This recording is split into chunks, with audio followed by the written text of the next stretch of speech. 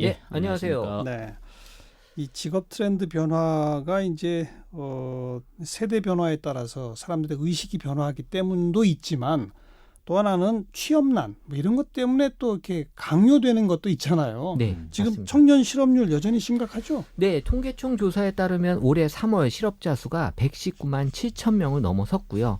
그중에서도 이 15세에서 29세 청년 실업률이 계속해서 증가되고 있다. 예. 지금 설상가상으로 어렵게 또 취업을 하더라도 신입사원 때부터 이제 이직을 하거나 아니면 또 퇴사를 하는 이런 일들이 벌어지다 보니까 예. 청년 실업률이 더 특히 높아질 수밖에 없고요.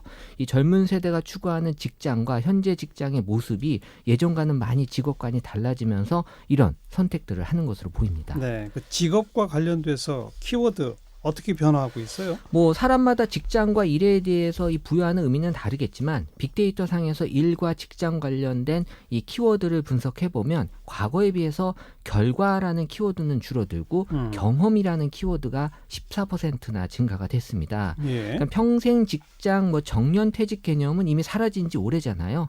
그러니까 현재 사회에서 현재 직장은 거쳐가는 하나의 경험이다라는 생각으로 이 직장을 끝까지 가져가려는 생각보다는 경험으로 가져가려는 게 높아지고 또 계획 키워드의 언급량은 줄어들고 재미 키워드가 높아지면서 뭔가 일하면서 재미를 느끼는 일을 좀 하고 싶어 하는 사실 뭐 일본에서 나온 표현이긴 하지만 덕후와 이 직업을 뜻하는 업을 합쳐서 이 덕업일치 그러니까 행복한 사람은 덕업일치다라는 그런 표현까지 쓰고 있거든요. 자기가 좋아하는 것을 직업으로 택하는 것. 맞아요. 그게 네. 제일 행복한 거다 이런 거죠. 네. 여론조사상에서는요. 직업에 대한 인식 변화 어떤 게 나타납니까? 예, 재미있는 조사 결과가 있는데요. 직업 능력 개발원에서 지난달에 에코 세대와 베이비붐 세대의 직업 의식 변화라는 그런 연구 결과를 발표를 했습니다. 에코 세대가 몇 살이죠? 예, 1979년부터 1992년 사이에 태어난 2030 세대 950만 정도 되거든요. 예. 사실 왜 에코 세대냐면 베이비붐 세대의 자녀 세대다. 그래서 그렇죠. 에코 세대로 하는 거죠. 예. 베이비붐 세대는 뭐냐면 또 전후 세대. 그렇죠. 우리나라로 하면은 1955년부터 63년 사이에 태어난 만 56세에서 64세 한 700만 가까이 됩니다. 예. 두 세대를 이제 비교를 한 건데요. 한 7개 정도 문항을 물었는데 뭐냐면 노동은 사회에 대한 의무이다. 그다음에 자유시간보다 이 일을 우선한다. 성공하기 위해 학연 지연이 중요하다. 한 직장에서 평생 일하고 싶다. 경제적 여유가 있다면 직업을 갖지 않겠다. 이런 질문을 했더니 예. 다수의 문항에서 베이비붐 세대의 응답이 과반을 상회했고 에코 세대는 과반에 미치지 못했습니다. 네. 특히 이제 두 세대 간의 차이를 보인 항목이 자유시간보다 이 일을 우선한다. 이것과 그다음에 한 직장에서 평생 일하고 싶다. 이 항목이었는데요. 에코 세대는 일보다 자유시간. 그렇죠. 베이비붐 세대는 자유시간보다 일. 이걸 우선을 했던 거죠. 예. 그래서 에코 세대는 평생 직장에 대한 기대가 49%였던 반면에 베이비붐 세대는 61%였던 거였어요. 네. 즉 베이비붐 세대는 에코 세대에 비해서 일 자체의 가치를 중요시하고 현재 직장을 평생 직장으로 생각하는 경향이 강한 반면에 에코 세대는 일보다는 자신의 개인 시간, 워라밸 이야기가 많이 나오죠. 예. 그다음에 또 이제 현재 직업에 충실하지 않고 다음 단계 직업, 아까 말씀드린 이제 그런 것을 생각하는 세대라고 볼 수 있겠죠. 그래서 뭐 몇 년 전부터 퇴사에 대한 사회적 관심도 많이 높아졌다면서요? 네, 뭐 지금 신입사원들도 뭐 퇴사에 대한 관심이 높아지면서 이 더 좋은 환경의 직장을 찾기 위해 퇴직을 준비하는 사람, 그래서 이제 퇴준생이라는 신조어까지 나와 있습니다. 퇴준생. 네, 그러니까 취준생이 아니라 이제 퇴준생인데요. 예. 퇴사의 긍부정 감성을 살펴보면 알 수 있는데 2015년엔 긍정 감성이 47%, 부정 감성보다 당연히 낮게 형성이 됐지만 2017년에는 긍정이 55%로 부정보다 높게 긍정이 형성이 됐고요. 2019년에는 긍정이 54%, 여전히 이제 긍정 감성이 부정 감성보다 높게 형성되는 게 퇴사고 지금 전반적으로 퇴사에 대해서는 부정보다는 긍정으로 인식한다라는 걸 알 수가 있어요. 연관 키워드는요? 일단 퇴사 관련돼서는 2014년, 15년까지만 하더라도 당하다, 뭐 임신 같은 표현이 나타나면서 이건 당하는 거죠. 원해서 하는 퇴사가 아니라 수동적인 그런 느낌이라면 지금의 퇴사는 뭔가 빠르다, 결심하다 같은 조기 퇴사를 하는 느낌도 나타나고 있고요. 예. 그리고 이제 당하다라는 키워드가 있긴 하지만 과거에 비해서 언급량이 낮아지고 있고 그리고 이제 퇴사하면 같은 키워드는 퇴사하고 퇴사하고 내가 뭘 하겠다라는 계획을 많이들 또 하고 있는, 또 심지어는 퇴사가 축하할 일이다라는 인식도 퍼지면서 축하드리다 같은 키워드도 퇴사랑 같이 연관이 됐고요. 하하. 뭐 기원하다, 결심하다. 그러니까 퇴사가 약간 트렌드처럼 느껴질 정도의 그런 어떤 사람들의 느낌이 전달이 되고 있었습니다. 예. 한편에서는 취업난이 있지만 그래도 또 퇴사하고 다른 직장으로 바로바로 옮겨가고 이게 동시에 벌어지고 있는 거로군요. 또 직업 관련한 새로운 트렌드는 어떤 게 있어요? 예, 그 직업 관련한 그 변화된 양상 확인할 수 있는 그 다양한 조사 결과 사회 현상이 있다고 하겠는데 최근에 아주 좀 주목되는 결과를 좀 봤습니다. 네. 그 한 채용정보 업체가 20대와 30대 825명을 대상으로 이제 조사한 결과인데요. 응답자의 81%가 그 아르바이트도 직업이다 이렇게 생각을 하는 것이고요. 예. 그다음에 67%는 취업 대신에 아르바이트를 선택할 수 있다 이렇게 응답을 했어요. 그러니까 아르바이트를 이제 직업이라 생각하는 이유로 보니까 응답자 3명 중에 한 2명, 한 68%인데 아르바이트생도 노동자라고 생각하고 있기 때문이다. 예. 그리고 무엇보다 아르바이트로도 충분히 생계 유지가 가능하다. 이 응답도 32%나 되었습니다. 예. 그러니까 최저임금 인상률을 둘러싸니까 논란이 있지만은 그 최저임금을 현실화하는 그런 과정에 또 긍정적인 효과 또 그렇게도 볼 수 있겠죠. 어떻든 그 안정된 일자리가 아니죠. 아르바이트는. 그리고 또 보상이 또 충분하다고 할 수 없겠는데 그럼에도 아르바이트를 직업이라고 생각한다는 것 예. 이런 것이 하나의 또 트렌드라고 볼 수 있겠죠. 그만큼 또 자유시간을 중요시하는 거랑 연관이 되는 거죠. 그렇죠. 예. 네. 아르바이트랑 조금 다른 맥락이긴 하지만 요즘 뭐 투잡, 쓰리잡 네. 뿐 아니라 뭐 프리랜서로 완전히 성격이 다른 여러 가지 일을 하는 사람들도 있다면서요. 네, 그래서 이제 엔잡러라는 표현이 나오는데요. 엔잡러? 네, 이 영어 N이라는 표현이 여러 개를 하는 그런 표현으로 사실 이제 직업을 여러 개 갖고 있는 그런 분야에 도전하시는 분들이 많아지는데 예. 사실 뭐 생계형의 업무를 하기보다는 원래 본업은 있고 내가 자아 실현을 위해 다른 일들도 시도하는 이런 분들은 이제 엔잡러라고 표현을 하거든요. 네네. 실제 지금 주 52시간이 지금 정착이 되면서 충분히 저녁 시간을 활용할 수 있는 여건이 또 만들어져 있고요. 그렇죠. 또 하나의 직업으로는 나를 설명할 수 없다라는 그런 명분으로 또 1인 미디어도 지금 하시는 분들은 충분히 본업이 있고 다른 일들로 자기 어떤 자아 실현에 좀 관심을 높게 보여주고 있었습니다. 그런 분들이 유튜버, 뭐 요즘은 또 뭐 브이로그, 맞아요. 네. 블로그가 아니라 이제 동영상을 영상, 올리는. 네. 네. 두 분은 그런 거 해보실 필요 없어요? 유튜버, 크리에이터? 저는 이 시사자키 올인하고 있거든요. 그래서 뭐 다른 건 안 하고 있습니다. 네. 예, 뭐 저도 뭐 감상하고 즐기는데 만족하고 있는데요. 네. 지금 그 유튜버를 말씀하시니까 그 최근에 또 관련된 이제 재밌는 기사가 하나 있었는데요. 뭐였죠? 그 국세청에서 그 신종 호황업종을 통해서 막대한 수입을 그 얻은 그러면서도 변칙적인 방법으로 세금을 탈루한 고소득 사업자 예. 그 탈세를 근절하기 위해서 전국 동시 세무조사에 착수한다고 밝혔거든요. 거기 유튜버들이 있었죠. 예, 그 대상에 그 BJ를 포함한 그 유튜버, 그 웹 하드 업체, 뭐 연예인이나 스포츠 선수는 예전에도 있었긴 했습니다만. 예.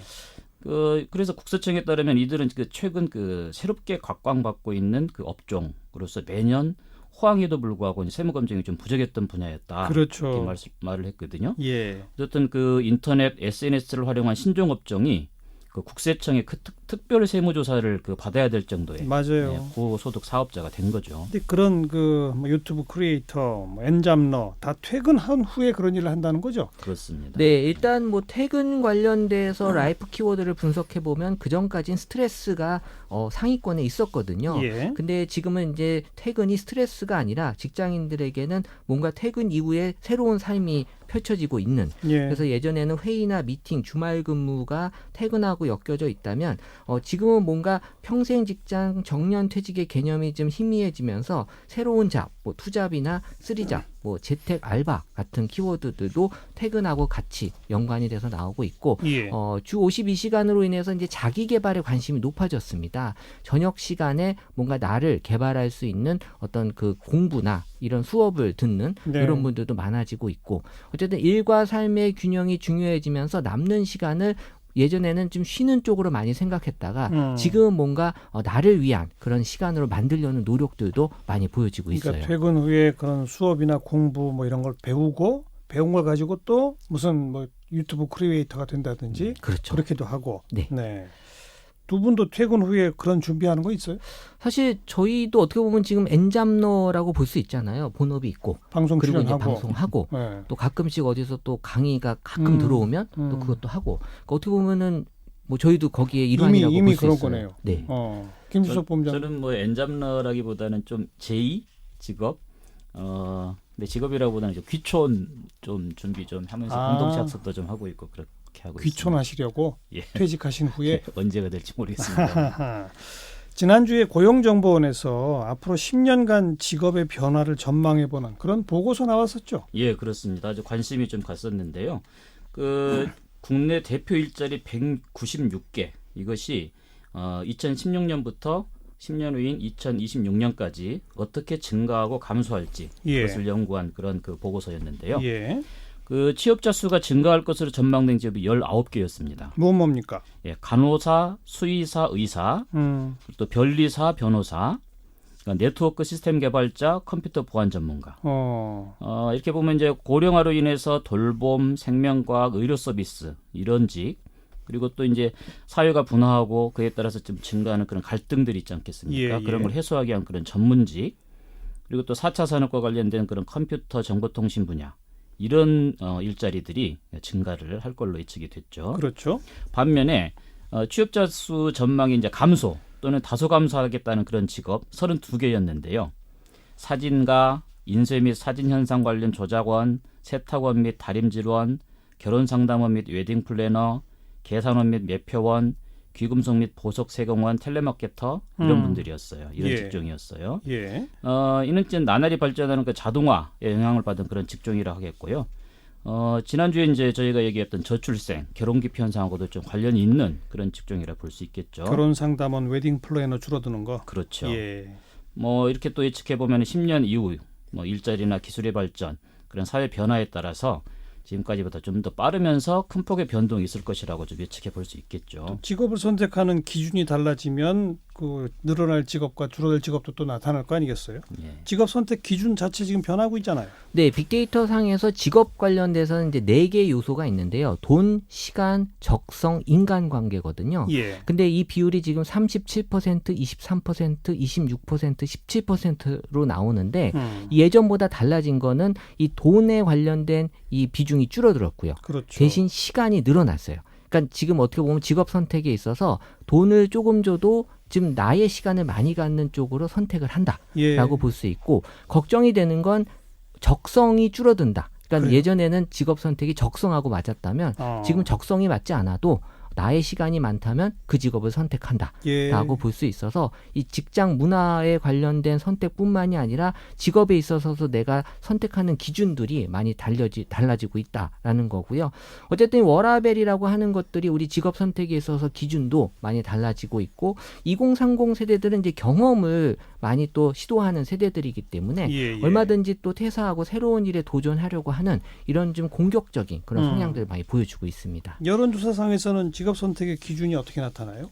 그렇죠. 지금 그런 변화에 대한 그런 도전도 있긴 합니다만 그래도 여전히 안정성과 경제적인 요인 이것이 중요한 또 기준으로 보여요. 그 교육부와 그 한국직업능력개발원이 전국 초중고학생 27,265명 많이 했죠. 희망하는 직업을 조사를 했는데 초중고학생 모두 교사에 대한 선호가 공이 1, 2위를 차지했습니다. 예. 그 다음이 공무원인 경찰, 고소득자인 의사 희망했거든요. 그 공무원 시험 대비 학원이 많이 있는 그 노량진 여전히 그 상황을 이루고 있지 않습니까? 그렇죠. 예, 그런 세태의 근원이라고 하겠죠. 그리고 이제 육아정책연구소가 그냥 가구 내에 한 명 이상의 유아 자녀가 있는 1,625가구를 대상으로 희망하는 자녀의 직업 조사를 했는데요. 예. 그 전체 응답자를 대상으로 해서는 희망하는 자녀 직업으로 전문직 33%로 가장 높았고요. 그 다음으로는 교사, 공무원이 17%, 문화예술인 9%, 그다음에 전문직, 대기업, 금융업, 그다음에 자영업, 고용주, 언론인 등의 순이었습니다. 응답자 특성에 따라 좀 다르게 나온 결과는 없어요? 예, 사실은 상당히 주목되는 결과라고 볼 수 있겠는데요. 예. 그 소득에 따른 차이가 이제 존재를 했습니다. 어떻게요? 예컨대 월소득 600만 원 이상 고소득층에서는 전문직 선호가 41%나 됐거든요. 근데 이제 소득이 낮아질수록 그 전문직에 대한 선호도가 떨어졌어요. 그래서 그건 월소득 어차피 안 될 거니까 이런 건가요? 그럴 수도 있죠. 그리고 또 경험을 또 못했으니까 몰라서 그럴 수도 있고. 그렇군요. 월소득 300만 원 이하 계층에서는 전문직 선호도가 22%에 불과했거든요. 예. 또 하나 좀 그 심각할 수 있다 싶은 건 그 자녀 직업을 생각해보지 않았다. 이 응답이 그 고소득층에서는 13%였는데 저소득층에서는 그 2배, 26%나 됐습니다. 아하. 그리고 또 응답자 63%는 미래 사회에 대한 전망에서 지금보다 사회경제 격차가 더 심화될 것이라고 봤고, 예. 그다음에 지금보다 평등한 사회가 될 것이라는 다음 8%에 불과했어요. 즉 직업 세계, 앞으로의 직업 세계도 양극화가 심화될 것이지 않겠는가, 이런 부정적인 전망들이 좀 있다고 봐야 되겠죠. 그렇죠. 우리나라 직업 세계의 특징, 그 생산성 이거에 대해서 한번 생각해 볼 만한 무슨 OECD 조사 결과가 있다면서요? 예, 그 지난 주말에 아주 그 SNS에서 화제가 된 그런 칼럼이 하나 있는데요. 예. 한국직업능력개발원 그 방가훈 연구위원이 그 민간 싱크탱크 랩 2050에 기고했는데 제목이 재밌어요. 신입이 부장보다 유능하다는 역설. 상당히 그 상징적인 제목인데 이게 예. 이제 그 실증적으로 그 증명이 된 건데요. 예. 그 반연구위원이 우리나라 그 노동시장은 다른 나라와 비교해서 예외적인 특징적인 모습이 그러니까 세 가지가 있다고 이제 지적을 했는데요. 네. 첫 번째가 뭐냐면 우리 한국인들은 나이가 들면서 인지 능력이 떨어지는 정도가 다른 나라에 비해서 유독 심하다는 겁니다. 아, 진짜 그래요? 예, 그러니까 인지 능력이 OECD 평균보다 20대까지는 높은데 30대 이후에 낮아지고 예. 또 그 격차가 나이가 들수록 점점 커져요. 예, 이게 지금 그 OECD에서 PIAAC라는 예. 그런 인지 능력 척도를 가지고 비교를 한 거거든요. 예. 그다음에 두 번째는 그 한국은 OECD 국가 중에서 취업자의 역량이 비취업자보다 더 뒤떨어지는 그런 애효적인 국가다. 취업자 역량이 취업 못한 사람보다 떨어져요? 그렇죠. 저도 이거 보고 좀 놀랐는데요. 예. 그 생산 가능 인구 평균이 이제 인지 능력 점수로는 이제 272.6점인데 취업자 평균이 271.9점이거든요. 그러면 비취업자는 더 높다는 이야기죠. 그러네요. 예. 그런데 대개 이제 비취업자가 좀 젊은 층일 수 있는 거겠죠. 예. 그다음에 또 세 번째는 학력과 고용률 사이에는 상관관계가 있지만은 능력하고 고용률 사이에는 상관관계가 떨어진다. 이제 고역량자, 능력이 그 높은 사람의 고용률이 OECD 국가 중에 우리나라가 최저랍니다. 63.2%. 지금 여기서 말하는 그 능력이라는 건 인지 능력을 말하는 그렇습니다. 거죠. 그다음에 그런데 저역량자, 그러니까 역량이 좀 떨어지는 그런 사람의 고용률은 67%로 2위라는 거예요. 인지 능력이 떨어지는 쪽이 오히려 고용률이 높더라. 높다. 다른 나라에 비해서. 이거 어떻게 해석해야 돼요? 참 저는 사실은 좀 반성을 좀 했습니다. 네. 어쨌든 제가 나이 든 사람에 속한다고 본다면 네. 그렇다고 실제로 또 회사 후배들 중에 역량이 뛰어난 친구들이 많이 있거든요. 예. 그러면 또 지금 취업을 하지 못한 우리 청년 후배들 중에 역량이 뛰어난 친구들이 또 많다는 이야기. 이런 저는 사실은 그냥 양적인 어떤 취업률, 실업률의 문제가 아니라 예. 질적인 역량 있는 사람들이 정말 취업을 못하는 이것이 훨씬 더 사회적으로 구조적인 문제가 될 수 그렇죠. 있지 않겠는가. 예. 좀 그 신경을 많이 써야 된다 싶습니다. 최재원 이사는 어떻게 보세요? 저는 이게 어떤 문제냐면 어렸을 때 꿈이 직업인 사람들이 인지 능력이 떨어져요. 왜냐하면 사실 꿈이 직업이 아니거든요. 근데 지금 직업의 세계는 변하는데 직업으로 꿈이 딱 피스가 돼버리니까 이게 사실 문제가 되고 있다. 예. 그래서 지금은 이제 직업이라고 하는 게 꿈이 아니라 내가 하고 싶은 걸 만들어내는 세대들이 훨씬 더 지금 유연해질 수 있다라는 거죠. 그렇게 가야죠. 오늘은 이 변화하는 직업 트렌드에 대해서 이야기 나눠봤어요. 여론조사 전문가 한국리서치의 김춘석 본부장, 빅데이터 전문가 다음소프트의 최재원 이사였습니다. 고맙습니다. 네, 감사합니다. 감사합니다.